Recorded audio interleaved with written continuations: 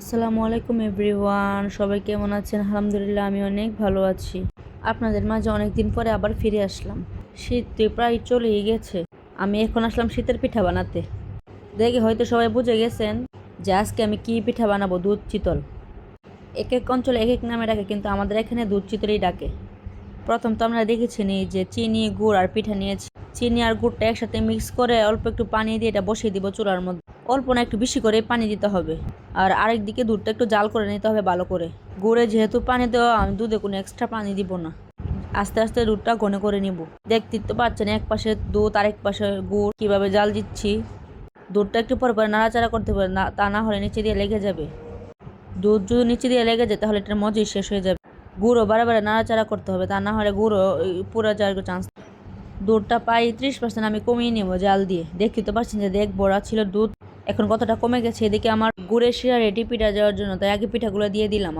একটু অল্প গরম থাকতে থাকতে দিবেন পিঠাগুলা। দুধ আর গুড় আলাদা দেওয়ার মানে হচ্ছে, অনেক সময় দেখা যায় যে গুড়টা দুধের মধ্যে দিলে বসে যায় দুধটা, তার জন্য একটু আলাদা করে দিলাম। এই প্রথম গুড় আলাদা দিয়ে বানাচ্ছি, তা না হলে একসাথে দুধের সাথে গুড় দিয়ে দিই আমি। প্রায় সময় ফেটে যায় আর কি, দুধ ফেটে যাওয়ার ভয়ে তাই আলাদা আলাদা দিয়ে দিলাম। আস্তে আস্তে সবগুলা পিঠা দিয়ে দিব। যেটা বড় ছিল তা এটাকে 2 ভাগ করছি, আর যেটা একটু ছোট ছোট ছিল এটা 1 ভাগ করছি। প্রায় মনে হয় এখানে 20টা পিঠা নিয়েছি সব মিলে, না 20-25টা হবে, আরো বেশিও হতে পারে। আমার শিওর মনে নাই কয়টা পিঠা নিয়েছি। আপনারা আন্দাজ মতো নিয়ে নেবেন। আমার দুধ ছিল 5 লিটার। 5 লিটার দুধে মনে হয় 25টা লেগেছে আমার। পিঠা দেওয়া শেষ গুড়ের মধ্যে, তারপরে একটু ঘুরে দিব। আমার দুধ রেডি একদম পিঠার জন্য। এখন দুধগুলো আস্তে আস্তে ঢেলে দেবো, একসাথে ঢালবো না, আস্তে আস্তে করে মিশাবো দুধ। প্রথমে অর্ধেক দিয়ে একটু নাড়াচাড়া করে নিব, তারপরে আবার বাকি অর্ধেকটুকু দিব। অর্ধেকটা দুধ ঢেলে দিলাম, তারপর একটু নাড়া দিয়ে মিশিয়ে দিলাম, তারপরে আবার সবগুলো দুধ একসাথে দিয়ে দিলাম। এটা কিন্তু খাবারের জন্য একদম রেডি না, এটা রাত্রে বানাইছি সকালে খাবো। এখন ডেকে রেখে দিব।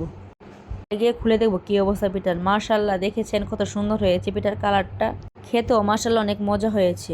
এত সফট ছিল পিঠাগুলো, আমি তুলতে গিয়ে সবগুলা পিঠা একদম ভেঙে গেছিল। আমার এই রেসিপিটা ফলো করে আপনারা বাসায় বানিয়ে দেখবেন। মুখে লেগে থাকার মতো একটা রেসিপি, অনেক মজার একটা রেসিপি দুধ চিতল। এটা কম বেশ সবারই অনেক পছন্দ, আমার তো অনেক বেশি পছন্দ।